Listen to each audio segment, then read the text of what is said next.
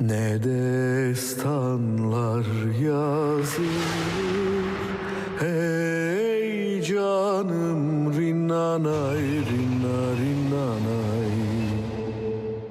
Memleket sevdasından, hey canım hey. Bir emanet canımız, hey canım rinnanay, rinna rinnanay. Vatan uğruna feda, hey canım hey. Kahramanlık şanımız, hey canım rinnanay, rinna rinnanay. Tarihi biz yazarız, hey canım.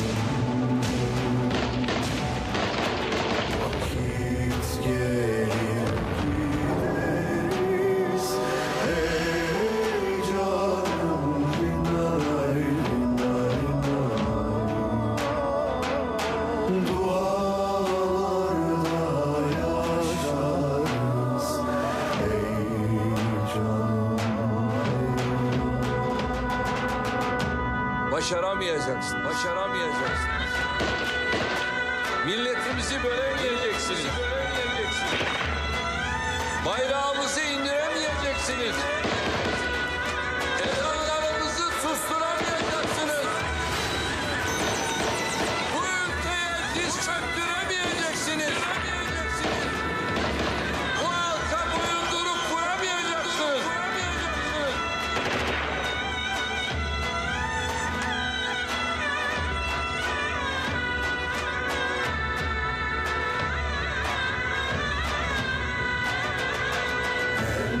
Hilal hem kanımız, hey canım rinnanay, rinna rinnanay. Al bayrak zırhladınız, hey canım hey. Benim de bu cihandan gidişim, hey canım rinnanay, rinna rinnanay. Memleket sevdasından.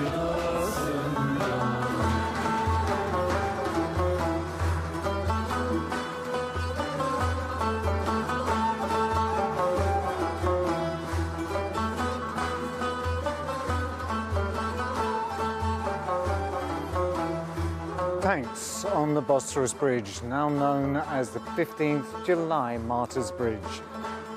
Fighter jets bombing the Turkish parliament. Public and private institutions under siege.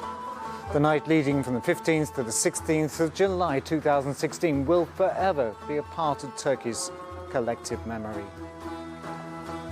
A small fraction of the nation's military under the command of the Gülenist terror group staged a heinous coup attempt with a barbaric aim to destroy modern Turkish democracy and install a dictatorship instead. Yet, what the terrorists had not anticipated was all of Turkey taking to the streets to defend exactly that, their democracy, their cherished way of life, their personal and societal liberties and freedoms. Democracy indeed. But let us pause a moment and pay respect to the 251 martyrs who lost their lives during the fateful events, and recall also 2,196 injured citizens. It's impossible to find the correct words when addressing their families' pain and grief, but they will always be remembered as heroes, as their children and grandchildren will live in peace and harmony.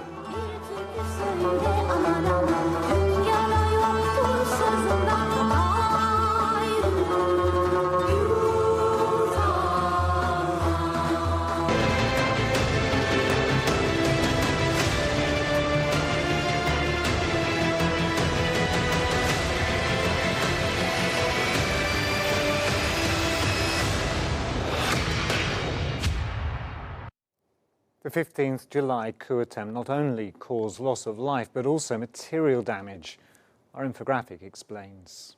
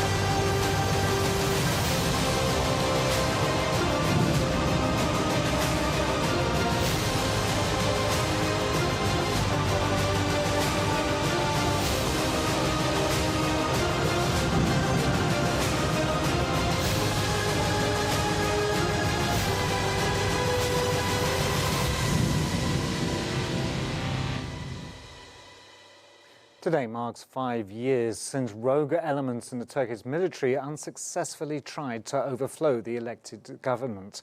Behind the coup was the Gülenist terror organization and its ringleader, Fethullah Gülen. Turkey is commemorating the 5th anniversary of the failed coup attempt orchestrated by the Gülenist terrorist organisation. On the 15th of July 2016, a rogue faction in the military tried to take over the country, using warplanes and tanks to attack government buildings. It was a horrific night for the Turkish nation, as chaos reigned during the hours of fighting, claims and counterclaims.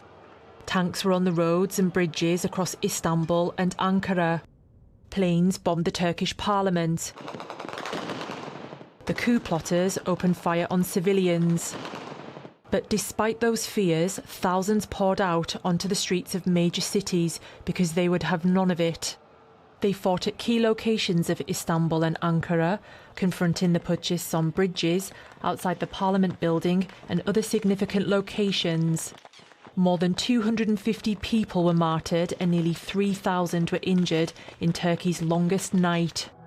But that same night, the people opposed and resisted the coup attempt in an unprecedented way. In the end, it was democracy that won the day.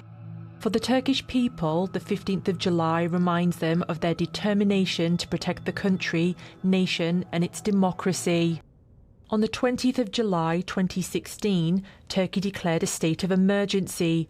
Doing so would allow for precise action against FETÖ as well as other terrorist organisations.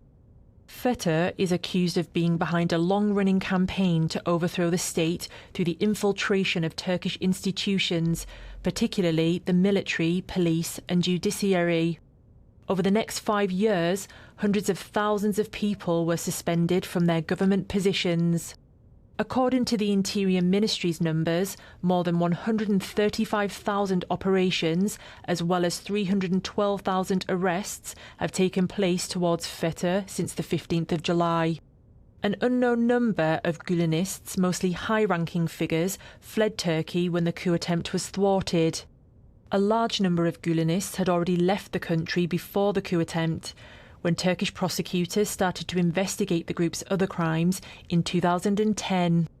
Despite Turkey's extradition requests and bilateral legal agreements, many FETÖ members still enjoy their lives in different countries around the world.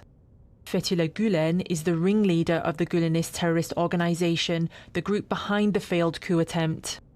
Turkey formally requested Gülen's extradition on the 19th of July 2016, sending hundreds of folders full of evidence implicating Gülen and FETÖ in the coup attempt. The issue has been raised in bilateral meetings between Turkish and American officials in phone calls, letters and other exchanges. The United States, however, has been reluctant to extradite him, claiming insufficient evidence to associate him with the coup attempt. 5 years after the defeated coup, there has been little progress on Turkey's request for Fethullah Gülen to be extradited from the United States. The Turkish government remains more determined than ever not to let the putschists attempt a new coup and oppose any rhetoric implying otherwise. And I'm joined live from Izmir in Turkey by Mesut ALJAZZAR, who's Professor of International Relations at Yeditepe University, and also from New York in the United States by Mark Merowich, who's a political analyst and Professor at the State University of New York Maritime College. Gentlemen, thank you for joining us today here on The Edge. It's the 5th anniversary of the 15th July 2016 attempted coup here in Turkey, a tragic day which we remember with solemnity, but we remember to make sure that nothing like this happens again. Mesut Bey, I'd like to come to you first, and so we've just been watching the video about the Fethullah Gülenist organization and how they are behind this coup attempt. But what actually are the main events of Friday, the 15th July 2016? Thank you, Mr. Andy. We celebrate 60 years after this military, the unfair coup. However, I hope it was the most difficult disaster and tragic long night for Turkish political history and Turkish democratic society. Turkish people never forget the coup attempt. On the other hand, we learn lessons for eliminating the future possible highway accidents. In our memory, we lost very young 250 people, and they dedicate the name of the Turkish democracy their life. It is a very dramatical issue. However, we've been a sample of democratic victory, given a lot of the states an example. Turkish people didn't give passage unfair coup, and they show their best effort resistance to terrorist Gülen organizations. Yes, it gives, you indicate, high material and psychological political damages for Turkish nation's future. In my idea, they theft the Turkish youth future and young generations. They promised to them the paradise, and then after the Arab Spring, Turkey was emerging the brilliant star, the name of the democracy and freedom in the region.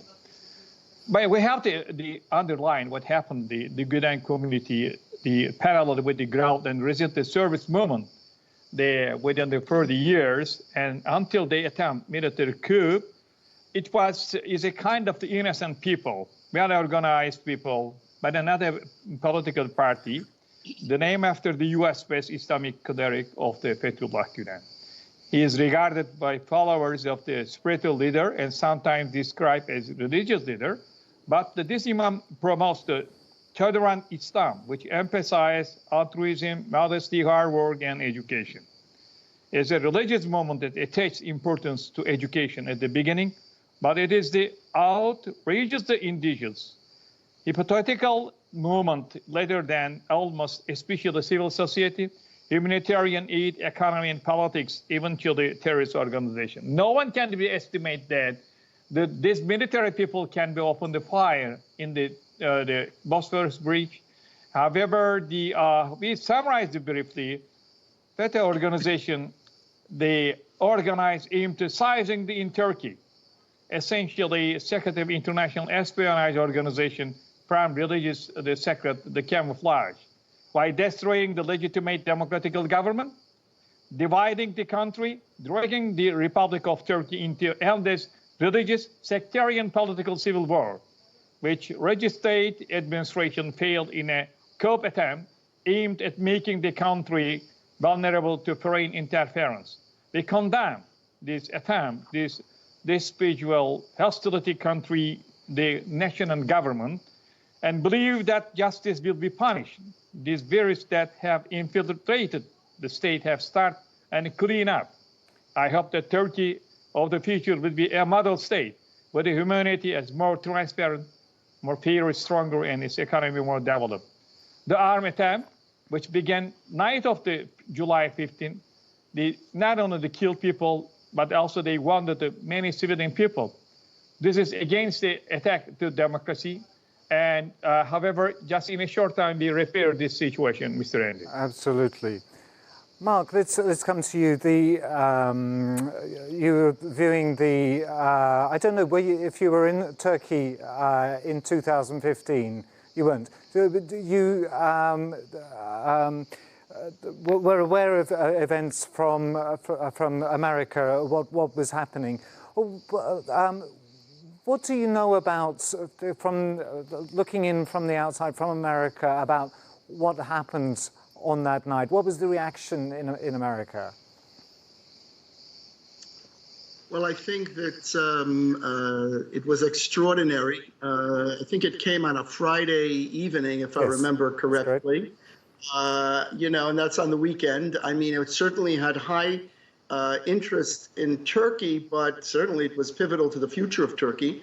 But in America, I think this issue, I certainly remember it because of my focus on Turkey. I live and breathe Turkey all the time. But I think generally speaking, the salience, if you will, or the impact of this issue has waned appreciably over time. And the legal proceedings related to it are been going on now for 5 years without any progress or resolution. So that's where I see it, and that's where I think the focus is. Certainly, the impact of it was very great on the Turkish-American community, that's for sure. And Turks all around the world were impacted by it. So if you're asking me about the outside, the impact outside was very significant to the Turkic world and Turkish Americans, but the biggest impact obviously was on Turkey, which suffered the coup. So that's how I would react to it. And that reaction on the Turkic Americans, as you describe it, obviously Turkey has lived through successful coup attempts in the past. This one was unsuccessful. It was defeated by an uprising of the people against the Putists. Did you see any signs of the Turkish community feeling that they want to join in almost? Well, I mean, if I remember correctly, the American government didn't respond very quickly, and the president didn't respond very quickly to this, and that was a real, misstep in American foreign policy, no question. You know, this is your major ally.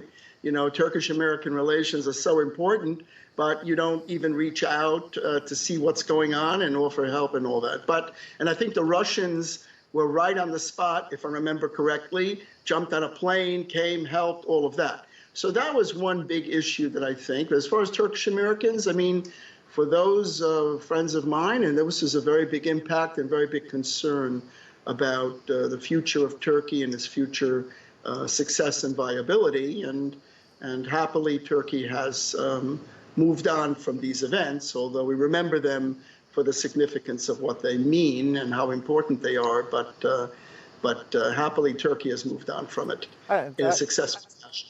And in a very real sense, the purpose of remembering today and focusing on today is to make sure that something like this doesn't happen again, and also to keep the momentum of the positive things that have evolved from that, the focus on democracy in Turkey and people's enthusiasm for it is continuing to grow. Mr. Turkish,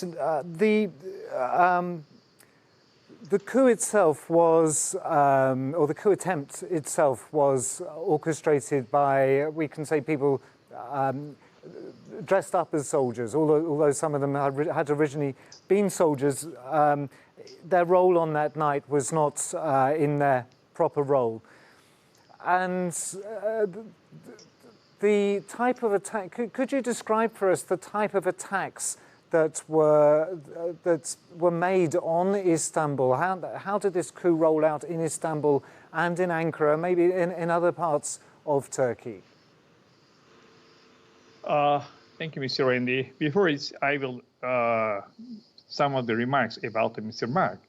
When you're looking at the Turkish-American relations, he is they correctly underlined that it was negatively impact between the two biggest ally of the NATO. Why?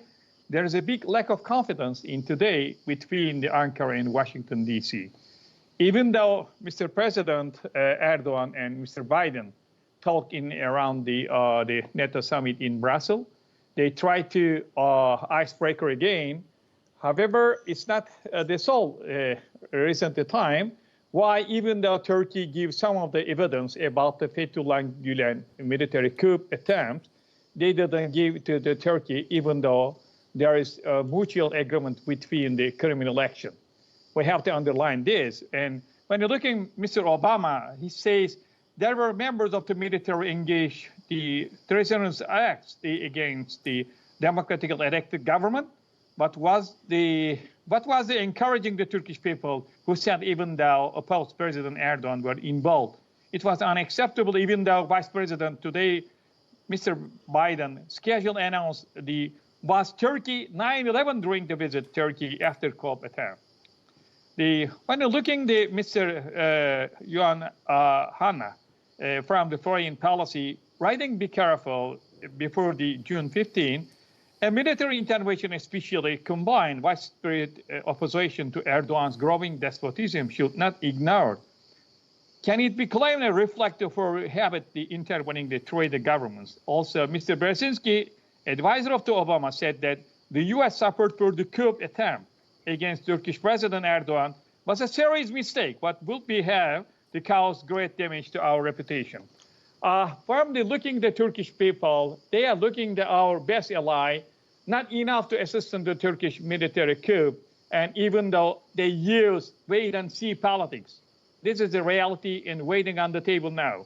Secondly, what happened between the Turkish military, when you're looking at this, it is very critical. It should be underlined that more than a lot of generals, and even the First Army Command, Asian Army Command, they didn't join to the military intervention. And in the conflicts, Ömer Halis Demir is the sergeant at Special Forces Command, was killed in the fighting against the coup plotters. The Bosphorus Bridge, you indicate, Mr. Randy, was closed, and between the tanks and trucks, 30 civilians were killed and gunfire, the coup plotters. The Ankara police building was hit 6 times by the helicopters. Mr. Bey, I have to cut you because we're also joined by Hilal Kaplan, who's a journalist, is joining us from Istanbul at the 15th July Martyrs Bridge.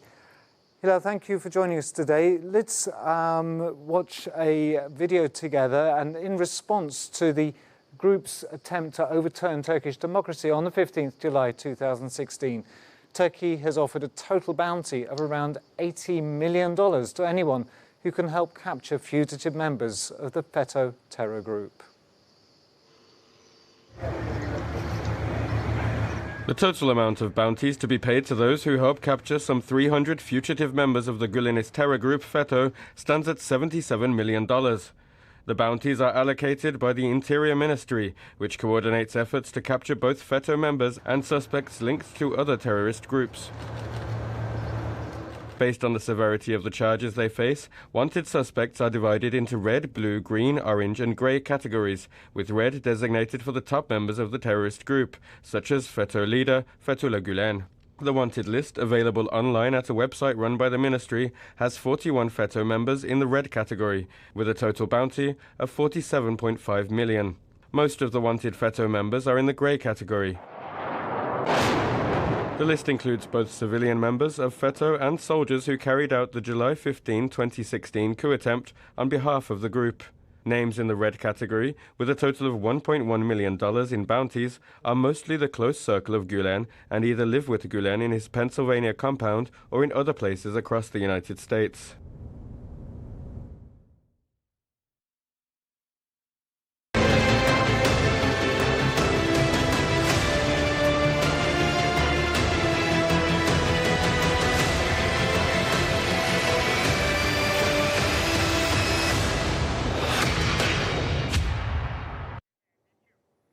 And on this special edition of The Edge, where we're looking at the 15th of July 2016 attempted coup, I'm joined by Mark Menovich from New York, by Mesut Hakijaslan who's in Izmir, and also joining us now from Istanbul is Hilal Kaplan. Hilal, thank you for joining us today. I can see that you're by the 15th July Martyrs Bridge. I was there a few hours ago, many people coming to visit us today at that spot. What is significant about the place where you are now? Here, on the night of the coup, there were tanks on the bridge. People did not understand what it was at first, but then it was understood that a coup was going underway, and some people in Istanbul rushed to the bridge to intervene in the situation. I was one of them, actually. There were 34 martyrs given in the Bosphorus Bridge, now called July 15th Bridge of Martyrs. So this statue behind me commemorates the memory of all those fallen Turkish people on the night of the coup. And on that night on the bridge, you were there. Why did you go? What did you discover when you went there? As you know, Turkey, unfortunately, has a rich history of coup d'etats. There were 4 coup d'etats before July 15th, and when I heard that fighter jets are flying very low above Ankara, I knew that it was a coup. So I had to do something. So my husband and I, we had a little child, and we gave our child to my sister and went on our way. The first thought that came to our mind was to go to Kısıklı, where the house of President Erdogan is. But when we came close to Kısıklı, people said there's chaos on the bridge and that we should go there. So we followed, and we saw that the Pushis are shooting at people. Many people were killed. Hundreds were injured. They even fired on us from tanks. And there were jets flying very low. They caused sonic booms, but we thought that Istanbul was being bombarded, actually. We didn't know it was sonic boom at the time. So it was nothing short of hell, to say the least. And we came out because the Turkish people were very decisive that this coup will not succeed. Not this time. Not this time in the 21st century, when Turkish people had gained so much under AK party rule. People gained their confidence, their sense of nationality and patriotism made them come out and stand against tanks with nothing in their hands except love for their country in their hearts. Which is absolutely remarkable, and something we need to shout aloud to the world for them to understand. As I said earlier today, I was where you are behind you. We can see just to your left the white monument with all the names of the martyrs, those that were killed. And also behind you there's a museum, and looking around that museum, which I recommend everybody should do, there are shoes and telephones with bullet holes in, a motorcycle helmet with a bullet going through it. When you see that memory of not just what happened on the bridge in Istanbul, but also knowing what happened in Ankara with the parliament, what happened elsewhere, what is your feeling today about 5 years ago?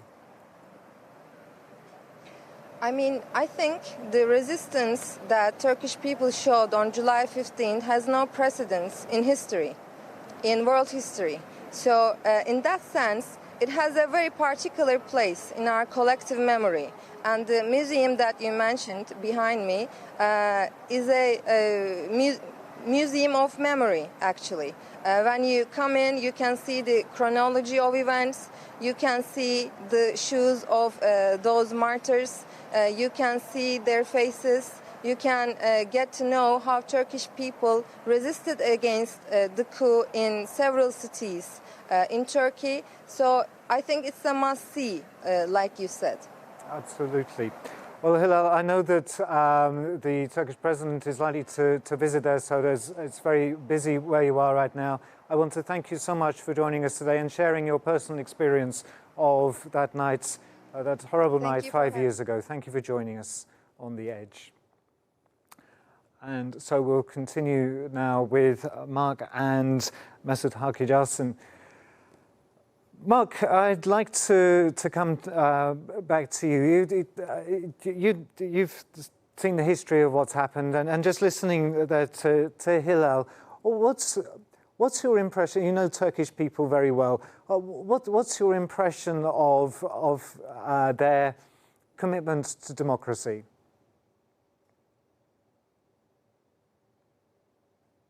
Just now is very impactful. And it really just meshes very well with conversations that I have had with Turkish friends, some of whom who were there and described it. You know, there was a lot of discussion about this.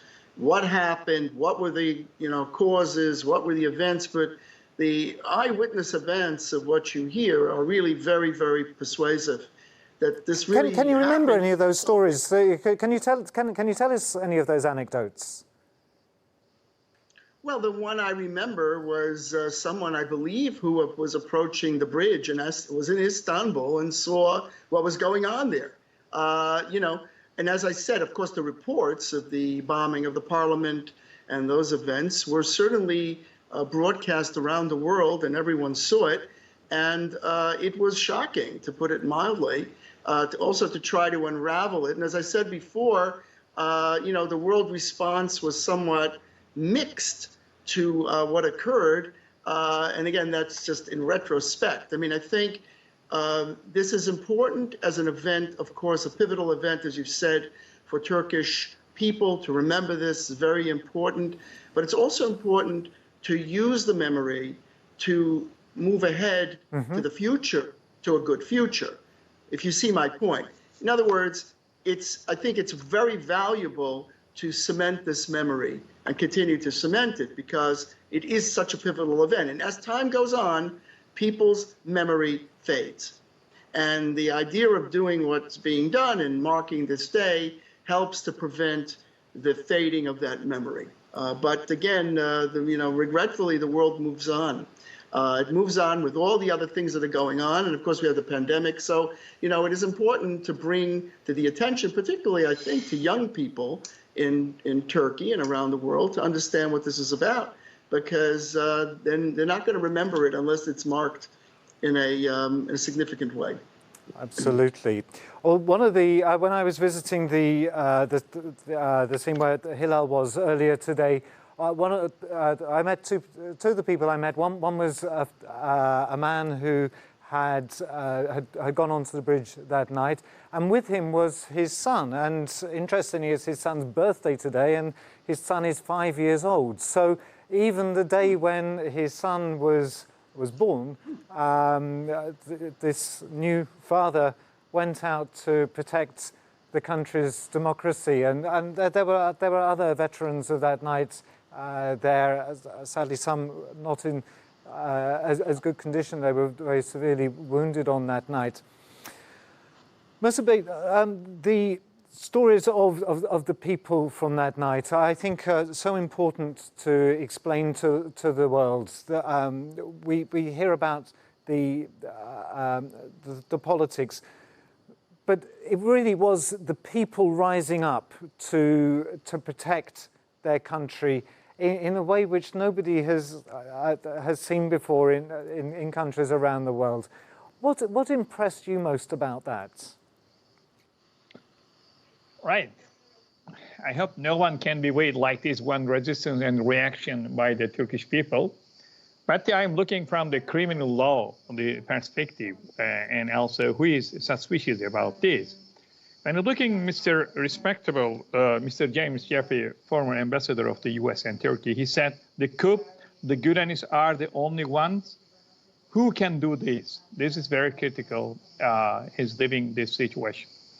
That time, we can see that how and these people show the reaction. Just a moment ago, I tried to explain why the chairman of general staff at that time, General Hulusi Akar, taken hostage. Helicopters fire, demonstrators gather the joint staff. And why the Turkish satellite bombarded by the F-16 combat aircraft, TRT building, CNN tour like this? It was a turning point, I hope.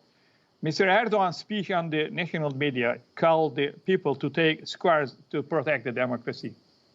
Is a kind of the signal and given the messages to Turkish, hey, you take care about the Turkish democracy, otherwise this should be beginning of the new civil war. And we see around the Arab Spring, a lot of people die, even though in Tunisia, in Egyptian, we can see in today Libya and even the Syria and Iraq. Daytime Turkish people fought an exemplary for democracy, taking care of their country. And this coup was quick, they brought under the control and they failed. I hope this is one historical resistance. On the other hand, all legal and military evidence show that FETÖ behind the July 15 coup attempt. F-16, as just a moment ago, Mrs. Kaplan explained, even though this was the alarm aircraft, they didn't have enough ammunition and they didn't have enough to fuel. They refueled by the injured airways, and they do sonic bomb in order to make chaos and panic, especially in the mega camp in Istanbul. I was that time in Istanbul. This shows that no one can join to this military coup. Why? It was illegal, number one. Number two, a lot of people didn't join it, and the Turkish civilian people stopped this, the military coup, the action. It is another important point. A lot of brave pilots comes and they take into the consideration landing the aircraft without any accident in the large cities. These are untold stories in the name of the military. Why? That the Turkish military now behind the repaired their some of the disasters. Thank you so much to the Turkish military commanders and Mr. Erdogan. They do, and they win as a kind of the victory of the democratic values. It is very example, the name of the history of the Turkish political life, even though in the region, some of the example. We have to be respect. But on the other hand, this is very critical point.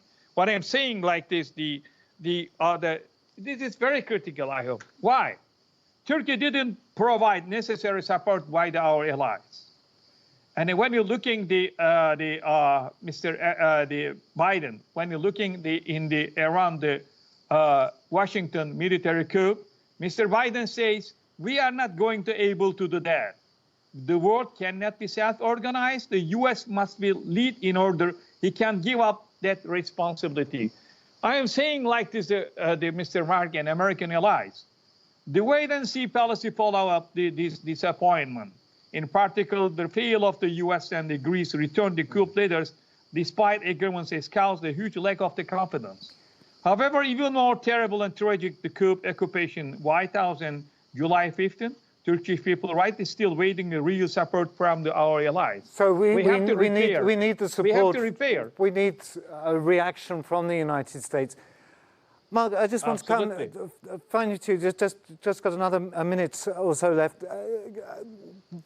How do you see this attempted coup impacting Turkey now in a positive way? You said it's important to remember, but also positive to build forward, which is something Turkey is anxious to do and working very hard to do. Do you see Turkey winning into the future? Well, I am the greatest optimist on Turkey and its future, and Turkish-U.S. relations being very good, even though we've had some bumps in the past, including what we talked about today with Mesut Bey, absolutely. But I do think that the trajectory for this issue is really to be, again, explaining to American elites in particular, what is the meaning of these events? Because, again, I think there's a disconnect between American elites understanding the perception of what are Turks thinking about? What are they concerned about? What are they worried about? Well, they're certainly thinking about 15 July and their future, and they're thinking about the region, and they're thinking about Syria and the YPG and the PYD and all these things. And it would appear that American elites don't always get that and understand that. You mentioned Ambassador Jeffrey, one of the most savvy analysts of Turkey, who understands Turkey very well, but generally speaking, many of our elites do not get it. And I think telling the story of 15 July and telling what goes on in Syria, YPG, PYD, etc., is very important in bringing the information forward to explain this happened, and it's so important for us, and it's important for our history, important for our future. So please understand where we are, what we're thinking, and what we feel. And that's why I think this is so important. And I totally agree with you, Mark. This perhaps is the most important thing that the world needs to learn from the memory of today, that people need to not remember Turkey from 30, 40, 50 years ago. They need to understand Turkey today, here, right now, at this moment, and understand Turkey and the Turkish people. And they will discover it was something totally different from what they knew. Can I add 10 seconds? Because it was a very good article in the Wall Street Journal that was called "It's Not Your Grandfather's Turkey" by Walter Russell Mead. You're absolutely right. It's the Turkey of today that we should be focusing on, its future, and how to make Turkey a success in the region and the world, and have great relations between the U.S. and Turkey. Absolutely. So I'm optimistic, by the way. Let's stay that way. Gentlemen, unfortunately, we've run right out of time, so I want to thank Mark Menovich and Mesut Hakijassin for joining us here today on The Edge as we remember this, this momentous day 5 years ago, the 15th July 2016.